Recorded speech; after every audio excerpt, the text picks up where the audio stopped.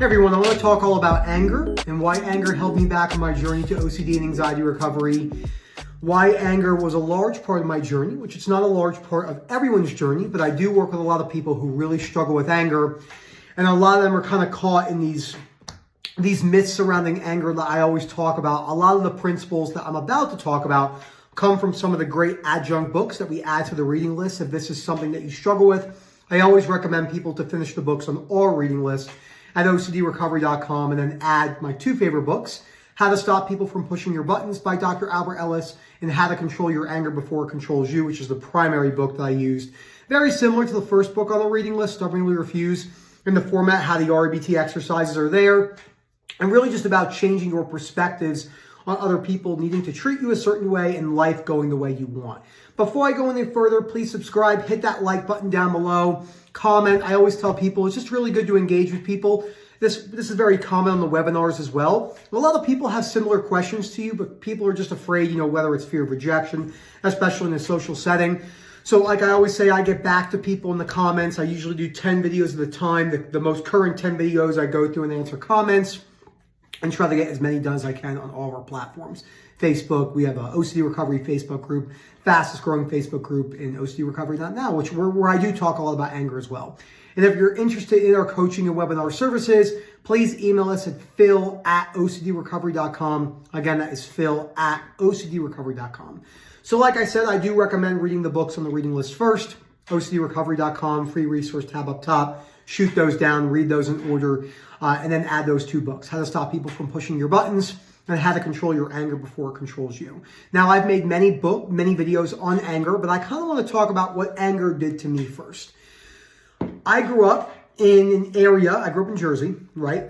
Family from Brooklyn and other areas of Jersey and then upstate New York, where there's a lot of demeanors that are presented about, this is the way it is, how you doing, and stuff like that. And it's all good and fun.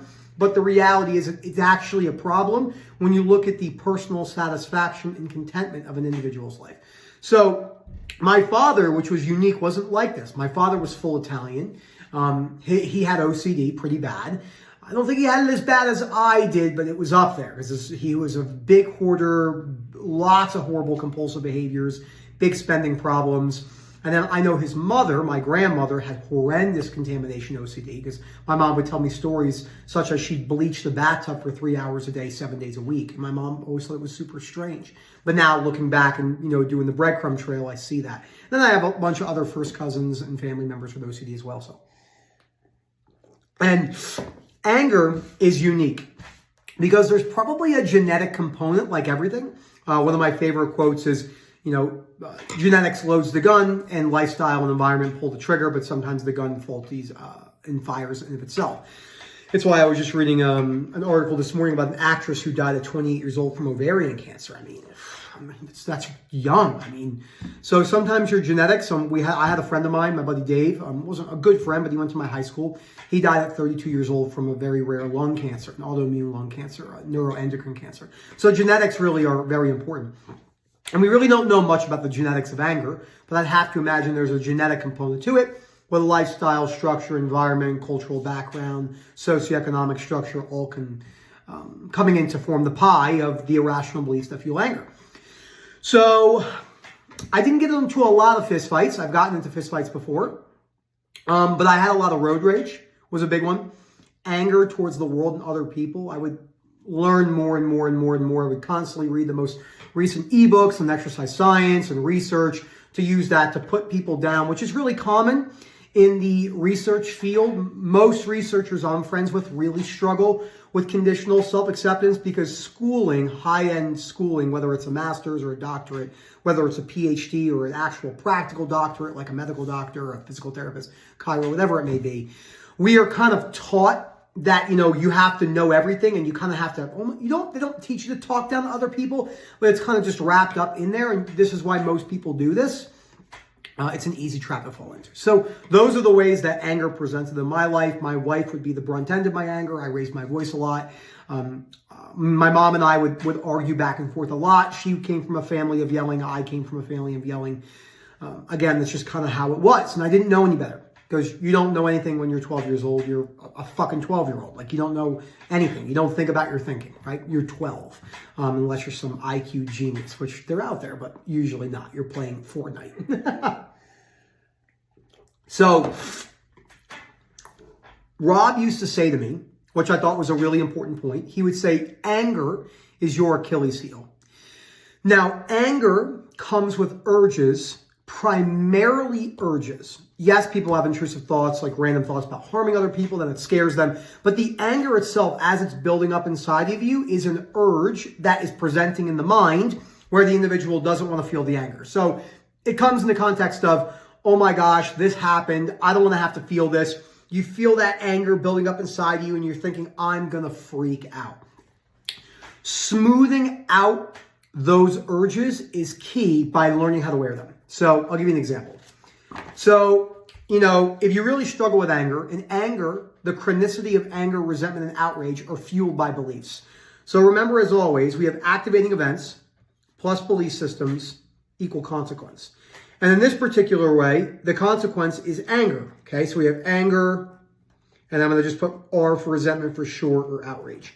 So this is how the Ellis principles look, right? So activating event plus belief system equals consequence. Now, most people, understandably so, think that A equals C. So this is, Johnny cuts you off on the road. So I'll just put road, and then that equals anger. So most people, until they learn about this, say that my anger is from Johnny cutting me off. That person made me mad. That person pissed me off.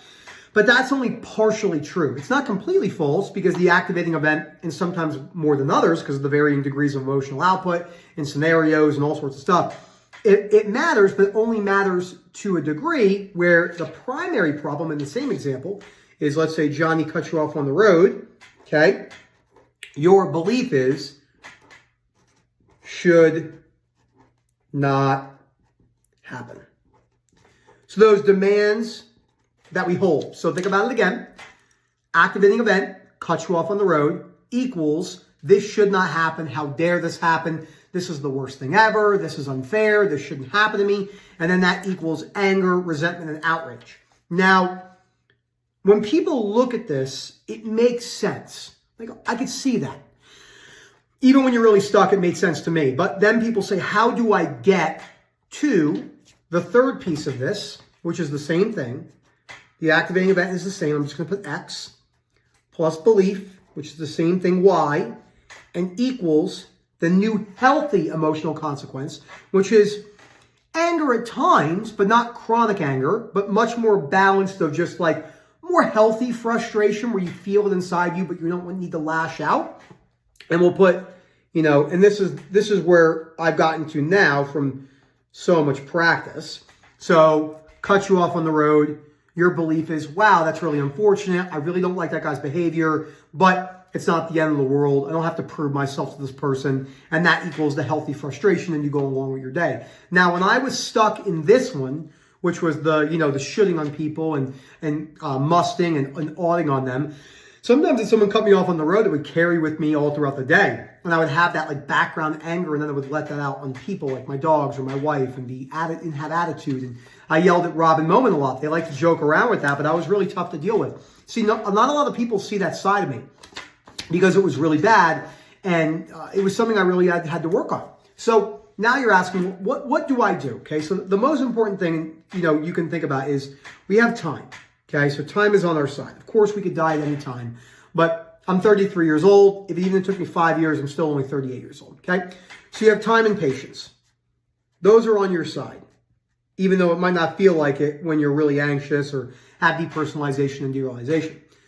The other part that's really important is wearing the anger. Okay, so you have time and patience, and then wearing anger. What does wearing anger mean? You're allowing it to bottle up inside of you. Now, I get a lot of kickback on this because there's so much content out there speaking about anger incorrectly. Most things on anger management are understandable, but they're misguided.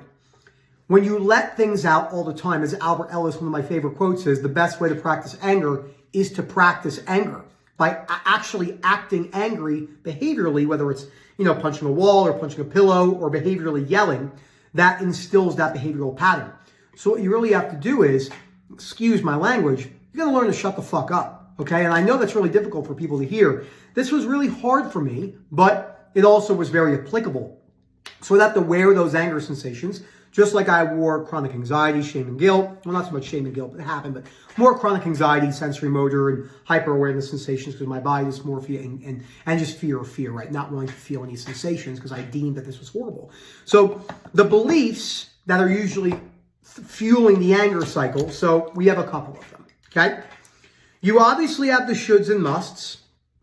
So you have the should, must, ought, and then you have another one, terrible, and I can't stand this.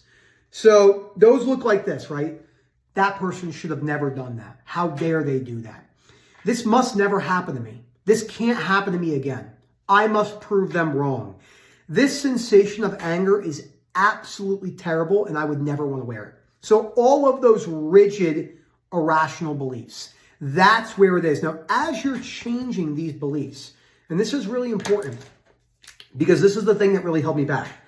As you're moving into preferences, okay, so, and these preferences are, like I said before, this is really unfortunate, separating people from their behaviors, not writing off people inherently, not avoiding confrontation, but a lot of people think confrontation means anger outbursts. It's not. So as you're moving from the shoulds and musts to the preferences, there's a big time period in here, okay? That could be 1, 2, 3 years of wearing anger in different situations, not acting out on the anger, allowing it to build up inside of you, learning how to slow down the event, and not forcefully slowing it down, but realizing like, whoa, I'm extremely angry right now. You don't have to walk away. A lot of people use this as a timeout thing. I think there's time and place for that. In the beginning, it almost felt like I had no self-control, and that's where the fear of losing control comes in. But that's a different part. I'm just talking about anger in general, but there is a large degree of fear of losing control. I would walk away. I had safe words. Our safe word was pineapple. But after a while, I realized I actually had to integrate away from that and just learn how to wear on a case-by-case scenario without having to walk away. But I did use that at times. Now, the things that hold you back, the big myths, right, there are a lot of benefits to anger, which there's not. There are some benefits. I can understand that in a scenario where there's a lot of tyranny or dictatorships and really bad areas, and that stuff is alive and well today. And sometimes you have to rise up. And on the other side of that, you have the Rosa Parks, Martin Luther King, Nelson Mandela, and many other people throughout history that didn't use the anger approach, and they accomplished a lot in social justice aspect. The other thing is, like I said, is acting out on anger is a better option. You're probably better off wearing it and allowing it to bottle up inside of you. And the third thing is that if you don't let anger out, it will build up inside of you and then come out all at once. That perpetuates fear, and that's just certainly not the case, although it feels that way. And a lot of stuff about anger, the reason why it's so misinterpreted is because anger is an emotion that people really don't like to feel. But once you become more accustomed to wearing anger, you get a little bit better at wearing it. You get a little bit better of understanding, okay, I can feel the anger. I can feel the resentment. I can feel it building up inside me, but I don't have to act out on it. So thank you so much for watching this video again. Ooh, excuse me. Please read the books on the reading list in order first. Those are the most important. And then after you read those books, how to control your anger before it controls you, and how to stop people from pushing your buttons. Thank you so much again. And if you're interested in our coaching and webinar services, please email us at phil@ocdrecovery.com. I work with dozens and dozens of people and talk to hundreds, if not thousands of people who really have struggled with this. They've all tried the kind of similar tactics, punching pillows, yelling in the car, but you're teaching yourself a behavior. You're better off just wearing it. And as always, everyone, have a great day.